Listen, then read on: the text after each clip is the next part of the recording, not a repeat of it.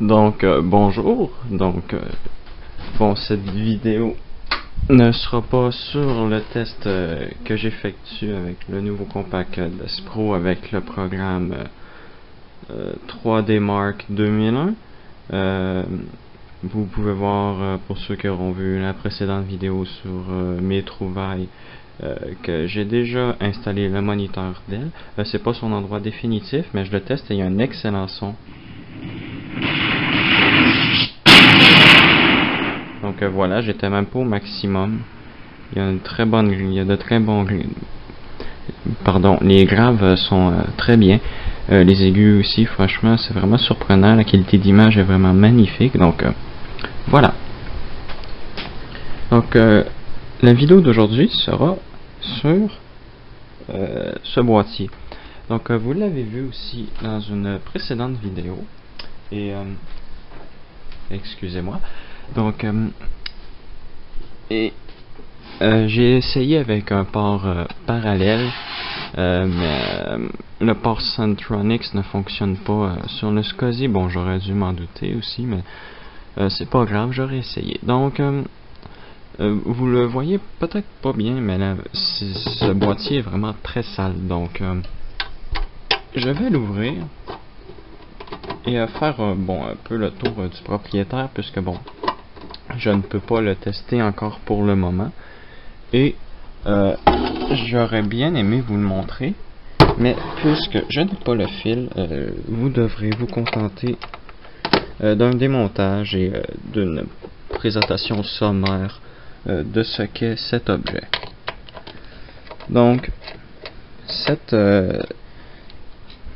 boîte est un lecteur de bande DAT. Donc DAT veut dire Digital Audio Tape. Leur but principal était de jouer de la musique, mais ils ont été réutilisés plus tard pour faire des sauvegardes, puisque bon, c'est tout de même digital, donc qu'on y mette de la musique ou des données, ça ne change pas grand chose. Et dans le milieu des années 90 jusqu'à à peu près la fin de ceux-ci, c'était quand même assez commun de trouver ce genre de lecteur pour la sauvegarde. Ce lecteur peut enregistrer jusqu'à 4 GB de données en format compressé. Donc juste pour ceux qui ne savent pas c'est quoi, voici une cassette DAT. Donc c'est une bande de 4 mm de hauteur. Vous pouvez voir, c'est vraiment petit. Puis on réussit à mettre beaucoup de gigs là-dedans. Je pense que c'est quand même assez surprenant et assez intéressant. Donc avant de l'ouvrir, je vais vous montrer un peu l'arrière. Ici, on a le bouton, l'interrupteur marche arrêt, le connecteur PC standard, une sortie d'air avec un ventilateur, 2 connecteurs SCSI, un pour l'entrée, un pour la sortie, et le sélecteur de numérotation SCSI. Donc pour sortir le couvercle, c'est très simple. Une fois qu'on a enlevé toutes les vis, une ici et 4 en dessous, on tire.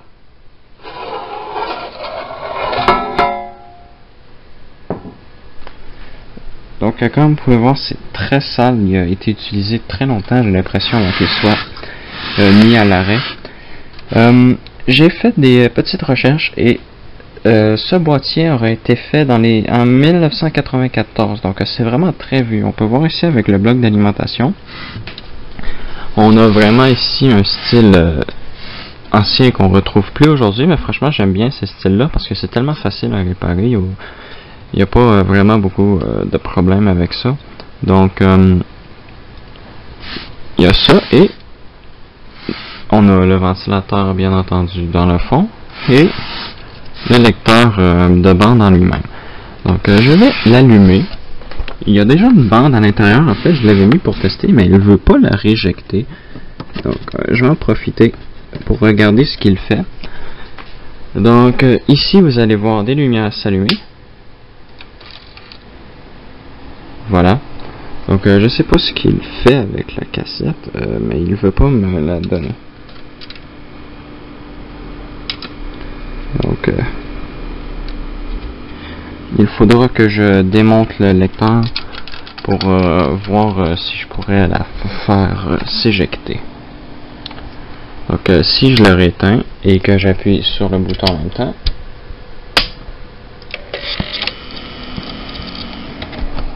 donc on a une lumière verte qui s'allume, mais je ne peux toujours pas éjecter la cassette, pardon. Faudra que je vérifie sur les cavaliers à l'arrière, peut-être qu'il y en a un qui me permet d'éjecter. Si je le rééteins et le rallume, on a une lumière orange qui apparaît. Et si je le laisse peut-être un peu, je ne sais pas si ce coup-ci il va le faire, mais tantôt il m'avait affiché les deux lumières d'allumées et l'orange clignotait.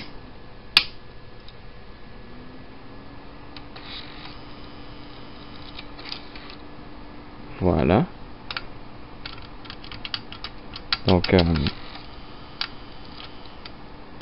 j'aimerais bien pouvoir éjecter la bande, mais il ne me laisse pas le faire.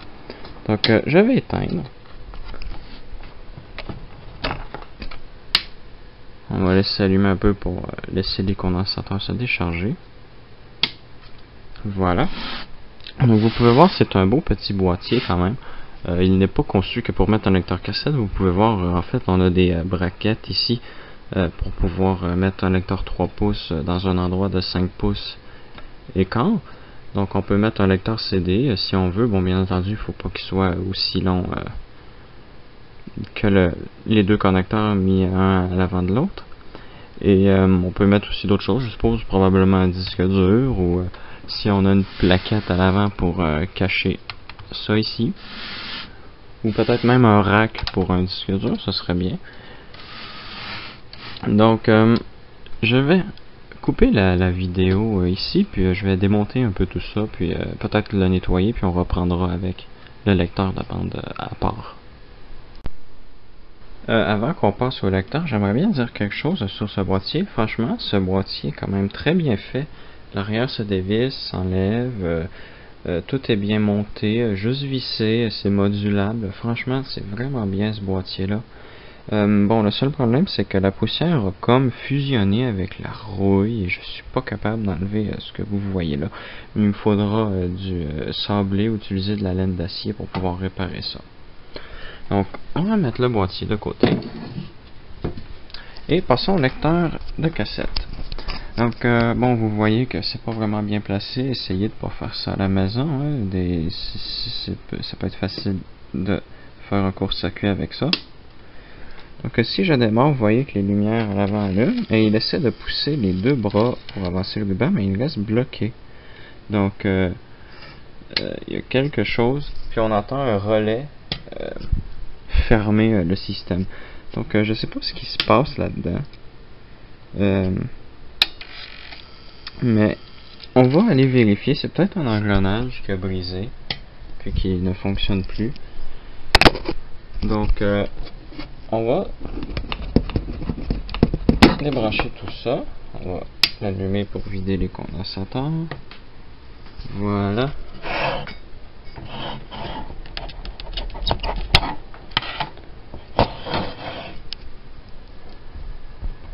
Donc on va mettre le tout de côté.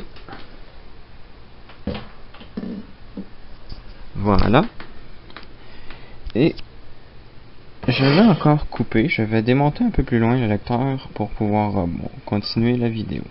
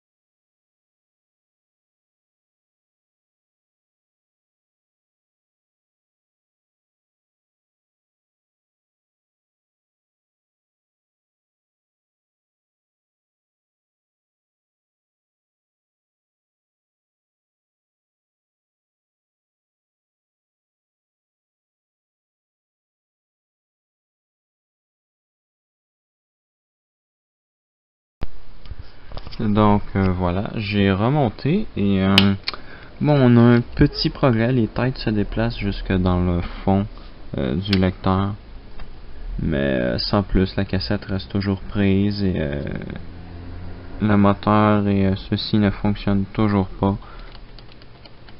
Donc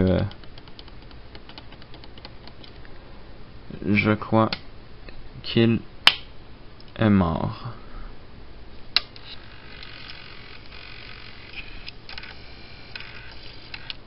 Voilà.